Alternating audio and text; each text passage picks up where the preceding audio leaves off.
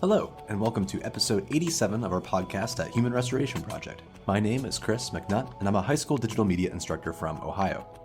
Before we get started, I want to let you know that this is brought to you by our supporters, three of whom are Jennifer Mann, Abigail French, and Tegan Morton.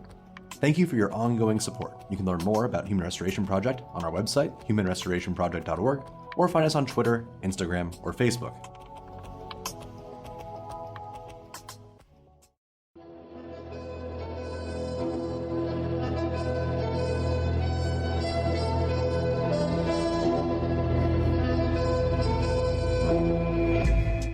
Today's conversation is all about 100 days of conversations about school. 100 Days is a project by Human Restoration Project, REENVISIONED, Choice-Filled Lives Network, and Cortico's Local Voices Network. Simply stated, 100 Days is catalyzing conversations about school and communities across the country.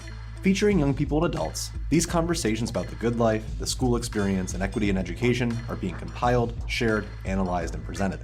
We're taking the findings and presenting them to the new Secretary of Education and policymakers across the country. The process is designed to center the voices of young people and educators, both in the conversations themselves and the policy and practice recommendations that emerge from the process. We're seeking educators, young people, and education nonprofits who are interested in hosting a conversation in their community. The entire process takes about 2 hours, including the conversation itself. We supply all the materials, the recording space, and walk you through the conversation step by step. Simply go to 100daysofconversations.org, sign up, gather about 2 to 8 folks, 2 of whom are below the age of 24, choose a time, and host the conversation. We take everything from there. Afterwards, you'll not only get to participate in an important process, but also receive a transcript and categorical analysis of what happened, which is so important in figuring out how to reimagine our educational system. It's one thing for us to belabor on the importance of changing education, yet we have to include young people as the most important people in that conversation. On today's podcast, we have Dr. Aaron Robb, Chief Strategy and Impact Officer for Choice-Filled Lives Network and co-founder of REENVISIONED, who focused her PhD on transforming school from competitions and tests to human flourishing and collective liberation. And we also have our entire social media team for 100 Days of Conversations, whom you'll meet shortly. Aaron, we're just going to start off with you. What is the purpose of the project? What do you hope to see? What are your aspirations? Just tell us about the project. 100 Days of Conversations comes out of really this moment of multiple crises that we're facing as a society right now, not just the pandemic and our healthcare system, but in our democracy, in our schooling system, in our social safety net, and thinking about the fact that we are moving into a moment that brings us beyond triage. We've really been in this moment of trying to address the crises most directly and dealing with the most urgent effects of all of these crises. But we have this moment, particularly with schooling, to think about if we are looking at heading back to quote unquote normal in the next school year, what can we learn out of this moment that allows us to go back to a new kind of normal, not the old normal for schooling. And so 100 Days of Conversations aims to catalyze community conversations all across the country during this first 100 days of the new administration.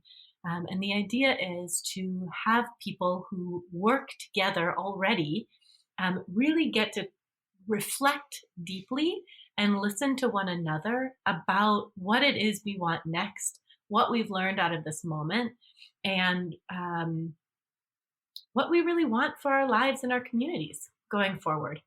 The process is designed so that the voices of young people and of educators and of families are really centered throughout that process.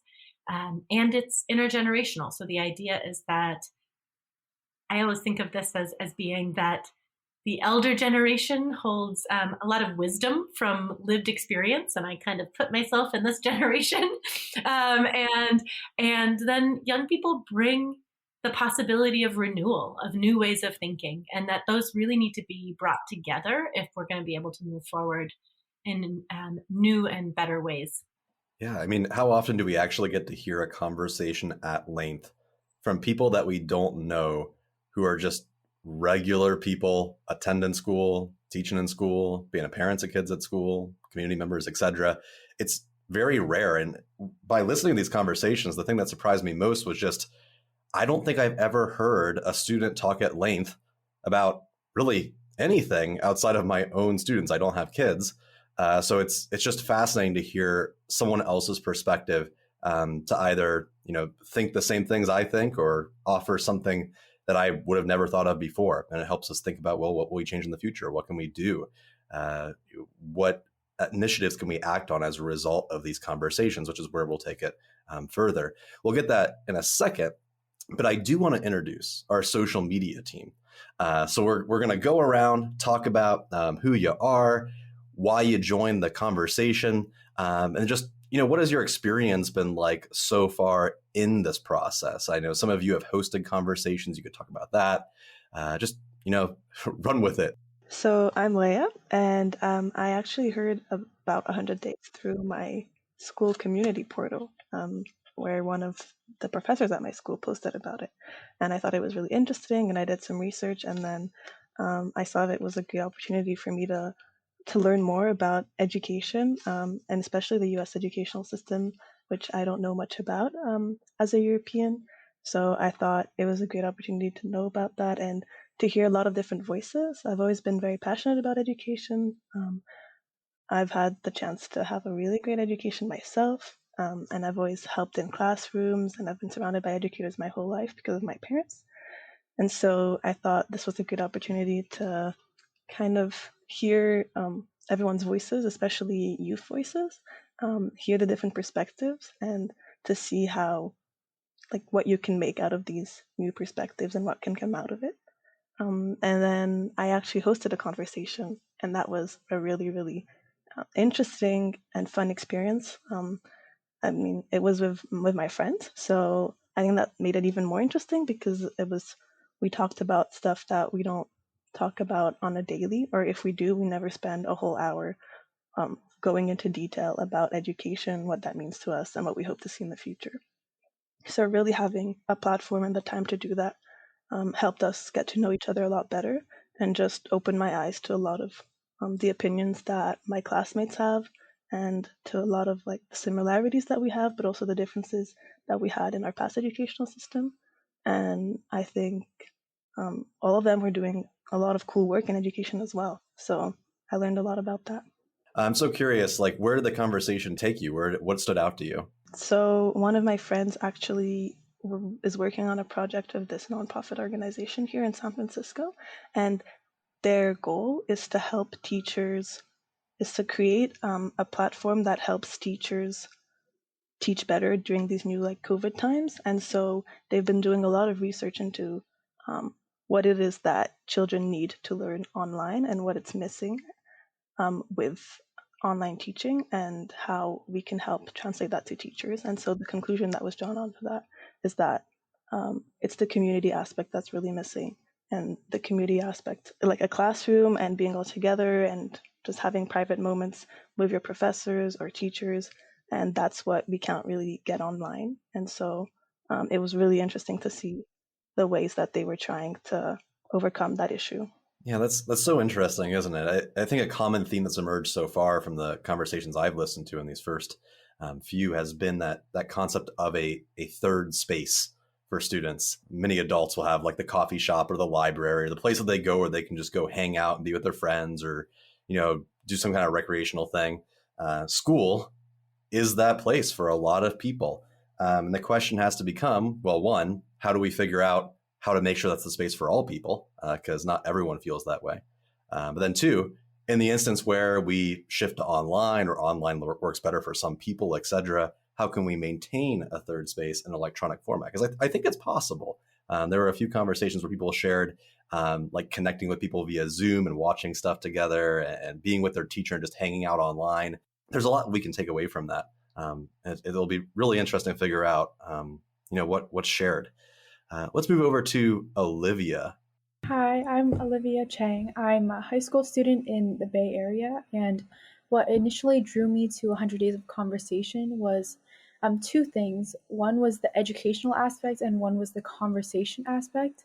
So for the educational aspect, I was really interested in equity in education, and I really wanted to hear about other student and teacher perspectives on the issues in education. And through listening to conversations and having conversations of my own, I've realized that a lot of people don't have the same resources. Students really want to learn life skills in school, and also that we need a lot more learning accommodations for different learning styles in students, especially during quarantine where some people have to stay home and everything is online. It gets really difficult to have like a standard or a good education. And then the other thing was conversations. So something that I've been really interested in throughout high school, or the beginning of my high school experience, is polarization. And one thing that I think 100 Days of Conversation really helps to address is that I feel that a lot of teens my age don't have the core skill to have a discussion. And a lot of the time when I talk with other like students and other friends of mine about politics, they immediately get really defensive. And sometimes I don't know when I should speak, or when something is too political, for example, that I don't feel comfortable to share my opinion. So I think like learning that core skill of discussion is really important. And through hosting conversations, I agree with Leah. I feel like I got so much closer with the people that I actually talked to, especially since they were already my friends, but I really never talked about political issues with them as much. And so I really got to hear their perspectives. I really got to learn from them a lot. Being able to hear others' perspectives about things in an at-length conversation, I think, is needed now more than ever. It's one thing to be on social media and have your 240 character hot take. But when you dive deeper into that discussion, you actually hear what people have to say. For the most part, not always, but for the most part, people relate on a pretty deep level about most core issues. And being able to hear that means a lot. The process itself has a healing property to it for us to learn from each other. Yeah, I definitely agree. I think on social media, a lot of the time, we're like really pressured to have a certain political view, especially where I live right now, which is California, and the school that I go to. I think many times a lot of people around me have the same political view, and like the other political views are really like stifled, and it's hard to really talk about politics unless you're in a comfortable open space. For sure, for sure. Summer, let's toss it over to you. I'm Summer Freed, and I've worked in social media for about 6 years now in various capacities with nonprofits, student groups, and then currently in a more corporate setting. Really, the idea of using conversations in this kind of organized manner and then to synthesize that, create change going forward, that's something that was really exciting to me. When I was in college, I got a minor in leadership at the University of Minnesota, and a lot of what we kind of covered had to do with conversations and asking questions and how that can kind of change people's opinions and how you're going to get a different result if you have a conversation with someone rather than if you just send out a survey. Kind of that idea of getting a pulse check on where are people right now? Like, what are people doing in school? What are they feeling through these conversations rather than just a survey? That was really exciting to me and made me very interested in this project. Yeah, I mean, it's definitely come out. We'll eventually be publishing like excerpts of these. You can follow our social media accounts and hear what people have to say. And the themes are definitely emerging of this, I guess, human-centered educational experience where people want to feel listened to and they want to feel welcomed. And many of them are advocating for that and they want to see that. Before we move on to the next part, we do have one other social media member who can't be here because it's like midnight or 1 a.m. In her time. Yeah, her name is Nonto Mhlalose. And Nonto and I used to live in South Africa. And she was one of my students back in the day and is now interested in education and wanted to get involved in this project to learn more about this process and about our education system. Right. I mean, there's an intentional shift here as well systemically to ensure that student voice is not just a side note in the project, but literal a part of the systemic way that we operate what it is that we're doing. So being able to have you all here honestly like makes the entire project. It's how we do the things that we're doing and ensure that we're not going in a separate direction from this multi-generational component. So Aaron, let's talk about that process. Let's talk about what it means to have a conversation by, learning from each other, by talking with each other. Why is it important that we have these conversations at length with both young people and elders, as you referred to them? I know. Do I get to count as an elder? I'm not sure. All the generations coming together. Yeah, there are two levels to this process, right? The high level is this idea of the macro of getting everybody to have a conversation, being able to bring those ideas together into shared visions, common themes in this moment of intense division, to Olivia's point, right, where there's a lot of partisanship. What do we have in common? What can we pull out that we actually can build on together? So there's this high level, everyone has conversations. We're going to pull that out for policy recommendations and practice recommendations at the end. But then I think the most powerful thing about this process really is that other level, is the micro level, is the fact that this is designed at the community level to get people really talking with one another. And that's off of a couple different beliefs about experience that come out of some of my work in social psychology and our understandings of humans and behavior change. But it's the transformative power of being able to take time and space for true deep reflection, and that being deeply listened to is in and of itself healing and allows for new ways of seeing the world. We think that on the whole, again, to Olivia's point, that we are out of practice, and that actually we are out of practice of having deep conversations. We're on this, to your point, the 240 character count discussions, and issues are nuanced, experiences are diverse, and to really be able to move us forward together, we need to have practice in democratic deliberation. So this is a way of creating that practice across the country. And then the third part, I think, to the design of the experience itself, is that the questions are designed to be what in poetry they might call beautiful questions. They're not questions about, hey, what would you change about your lunchtime at school? Or, what's going wrong at your school? How would you change high school? They start out with questions of, what's a good life? How do we think about what makes a thriving community? What is the role of school in helping to create those good lives and those good communities? And there is a power to asking questions that, first of all, there's no right answer to. Second of all, as you all brought up, that we just don't talk about very often, but actually are core to our human experience in our lives. And that offer us the opportunity to think of new ways of getting there. That's not the tactic, it's the vision, right? So I think those are, and then I think to your point, Chris, that this whole process centers young people in the conversation. And I think we don't do that enough, particularly considering young people are the ones experiencing school. It blows my mind to think about how little we actually hear about the experience directly from people having it in our school redesign. Yeah, I mean, that whole concept of feeling deeply listening to and having conversations at school at length, I'm curious from any of our social media folks, do you feel deeply listened to in school? I mean, many of you are either in school or recently out of, K-12. Do you feel deeply listened to? Well, I'm in high school right now, and I'm really appreciative that my school really listens to student voice and has a lot of student-led discussions about the school.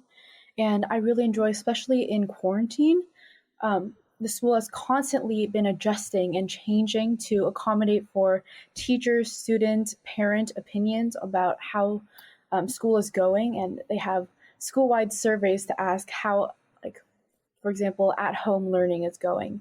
And I really appreciate that. And I think that that's really important for people to have that, since education can really influence your whole life and influence your job, influence your family and everything. And that connects back to what Erin said about how school can really dictate a good life and a good community.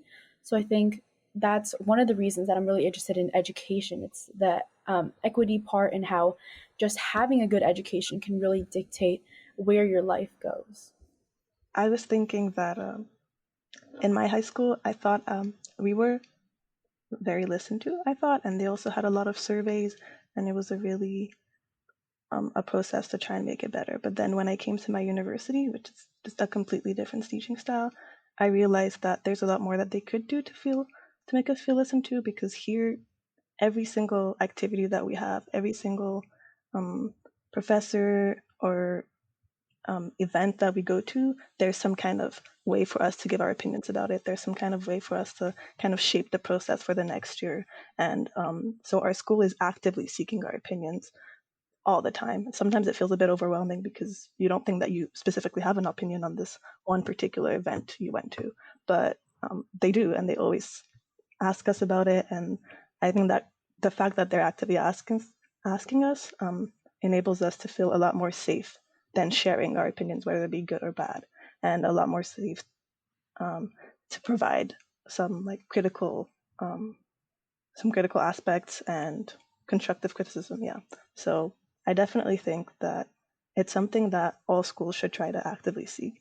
And you could probably start doing that from 6 or 7 years old, just asking kids how they feel in the classroom or what they would like to see happening differently. And it's just little questions that make them feel listened to, and you might not realize have a big impact later on. For sure. Yeah, you're talking my language. I mean, you could walk into the classroom tomorrow with a Google form and just have essential questions like, do you feel listened to here? Do you feel safe here? How can I help you better? These questions that both range from an academic perspective of, am I teaching you effectively, to a social emotional well-being perspective, whereas do you feel like you're treated in a fair way, that kind of stuff.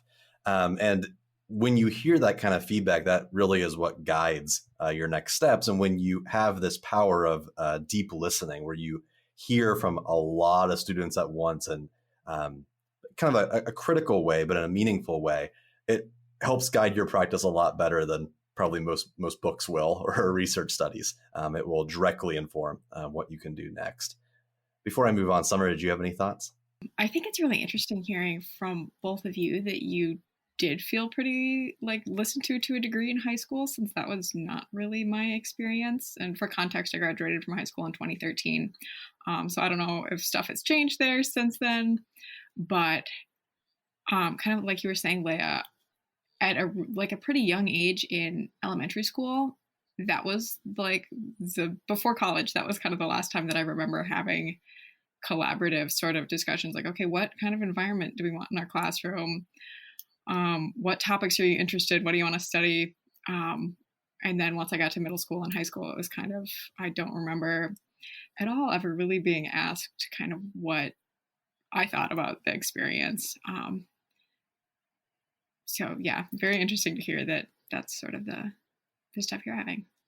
Yeah, that was my experience for context. I graduated not that long before. 2009, I graduated high school. So yeah, I don't know, maybe someone was in the water before 2013, but based off of conversations I've had with most educators, I think that's... Oh my gosh, Chris, you're a baby. I am, I'm young, yeah. 30 this year. Can I ask one follow-up question? I'm wondering, I think Summer, you're still working on hosting a conversation, but for Leah and Olivia, what was the difference for you between the conversation that you had with 100 Days of Conversations and the experience you have right now of being regularly listened to through surveys, etc.? Was there any difference, or what do you think is there's probably values and pros and cons for both?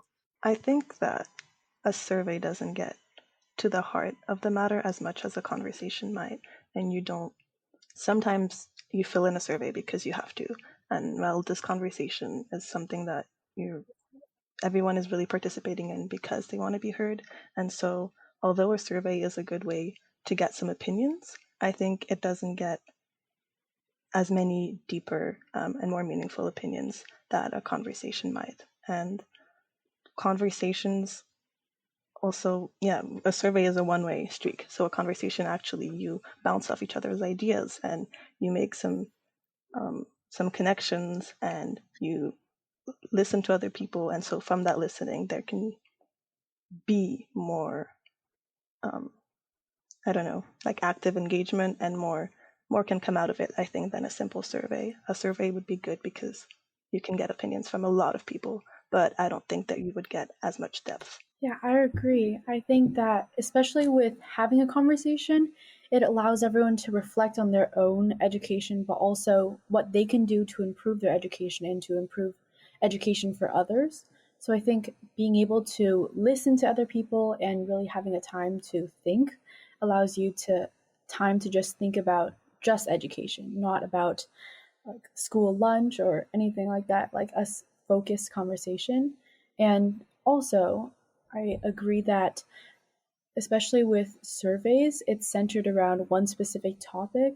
For example, what should the school lunch be, or how can like a certain conversation change in the classroom? But just having an open-ended conversation where you can, like Leia said, bounce off ideas and think critically really allows for a bunch of different solutions and a bunch of different issues to be addressed. Right. There's nuance. It's kind of like the exact same way that if you take a multiple choice test, it's definitely a lot quicker. But if you have a conversation with someone about what it is that they know, chances are they know a lot more than they're putting on the paper. So it allows us to engage in a much more complex, meaningful thing. That's not to say that surveys are bad. It's just that there's a reason for both, for both reasons. I have one more question for you, Summer, which is thinking back, or even right now, if you had a conversation with your friends from high school, how do you think the 100 Days of Conversations would go? Like, what do you think would be brought up? So, okay, backtracking a little bit, I attended a public magnet school for the last few years of elementary school, which is where I made the friends who then were my friends through the end of high school, essentially. And I think kind of seeing that difference between from these slightly more collaborative and, asking students what they're interested in, shift to middle school, I remember that was kind of a culture shock for some of us. I remember like teachers saying, it's like, oh, those Athenaeum kids, they don't know how to raise their hand. Because we came from like having discussions to, raise your hand to answer the question. So I'm curious to see if people wanted like that sort of environment to continue, and kind of like what Olivia and Leia, you've said about not having conversations about education until you had a reason to. I don't know. Yeah, I don't really know what people wanted or what people would have liked to see. Yeah, so I'm really not sure. And that I kind of want to have that conversation with them now just to see how everybody else felt about our high school experience. Yeah, I think there's a meta point to be made right now, which is by not having the conversation and by having a fairly restrictive school environment that doesn't open to those conversations, you have no idea. They might have liked it, they might have not. But I would imagine that just by going through the process, you're going to at least welcome a more positive reaction to someone's schooling experience, despite anything else that might be going on. So it's fascinating, right? It's really interesting. Let's move into, Aaron, the post conversation. So we've had the conversation. The process is really cool. And afterwards, we've made a fantastic partnership with Local Voices Network, which is through Cortico, to analyze the conversations. What will educators, students, community members be able to do with those tools? What are they used for? This is such a cool partnership and really allows us to take this project to the next level. I think there are two things that come out of the Local Voices Network partnership. First of all, they have an AI transcription software. So when you sign up, you sign up to partner, then you find out a few young people and a few adults, and you get together, you pick a time, and you sign up on our Calendly basically for a time, which will send you automatically a Zoom link that auto records the conversation. That way you don't have to deal with downloading or uploading or kind of figuring out how to deal with the audio files. That gets uploaded to Local Voices Network, and it auto transcribes it. We are going to have a collection of hundreds of these conversations and their transcripts from all across the country. And having those transcripts means that we can analyze them. I'm a qualitative researcher by training. I have my PhD in education, is that we can analyze them for themes. We can look at what comes out of this in terms of saying something meaningful from everybody's conversations. But even more exciting to me is that Local Voices Network allows us to democratize the meaning-making process. And I know as a researcher that the power is really in whoever gets to say what was important about what came out of the conversation afterwards, right? That's where the real power lies, is who gets to say what was important. And what's amazing about this is every single participant gets access to those transcripts, and they can go in, make highlights. We're going to have a couple workshops along the way for analyzing and highlighting and making meaning out of the conversations, which means that young people, families, and educators throughout the entire process will be involved in saying what was important about what came out of their conversations, which then can inform our policy and practice recommendations. It also just looks really cool. It has the ability, even if you're not someone that has a research background, that the AI actually figures out the core themes. Like, it will tell you, hey, this is what they were focusing on here. They were talking about like the environment in this section. And you can easily find that in different parts of the thing. It might not come to the conclusion for you, but it will certainly give you the overall topics and make it easy to figure out what's going on, as well as those conversation highlights can be shared not only with the people in the conversation, but they work like Google Docs. So you can share them out, show them to other people. On this podcast, I tend to be very critical of ed tech because of some interesting data policies and a lot of neoliberal gains. But I will say that based off of Cortico's data consent policy, our own data consent policy, there's nothing weird being shared. You can opt out at any time. We only collect first name, last initial. All the conversations are private on the platform until someone shares them out, like a section of it, I should say. And the core component of this is giving the tools to students and educators to share their own ideas, as opposed to us like taking this data and selling it to someone. In fact, the data that we're collecting is non-commercial. It can't be sold. So by contributing to this effort, not only can you kind of participate in the larger 100 Days of Conversations initiative, you can also focus just on your school. You could collect 10 conversations at your school and analyze them yourselves and see what comes out of it for free, which is pretty darn interesting.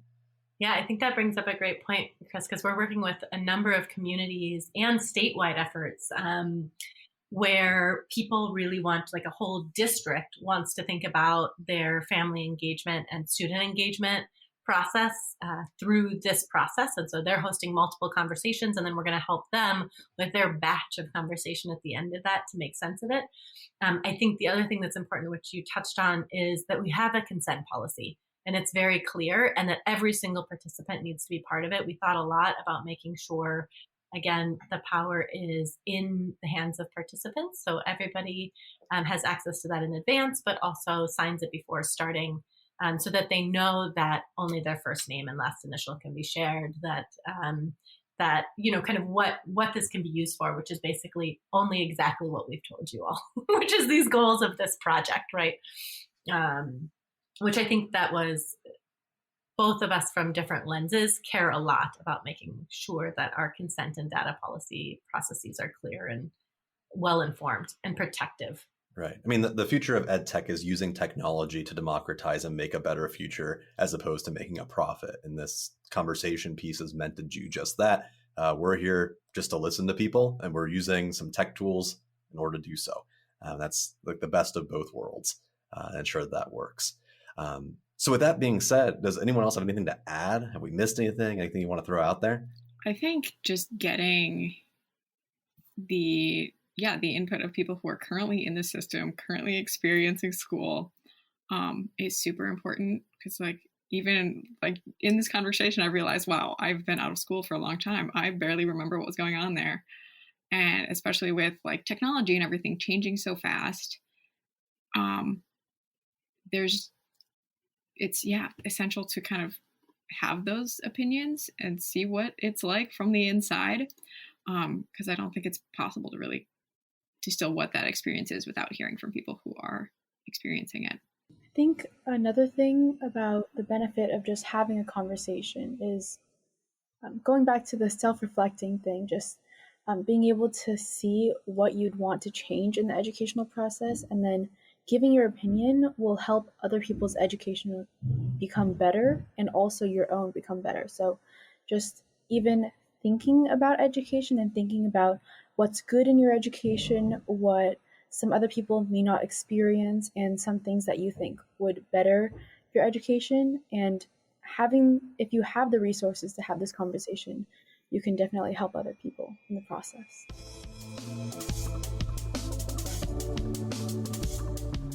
Thank you again for listening to Human Restoration Project's podcast. I hope that this conversation leaves you inspired and ready to push the progressive envelope of education. You can learn more about progressive education, support our cause, and stay tuned to this podcast and other updates on our website at humanrestorationproject.org.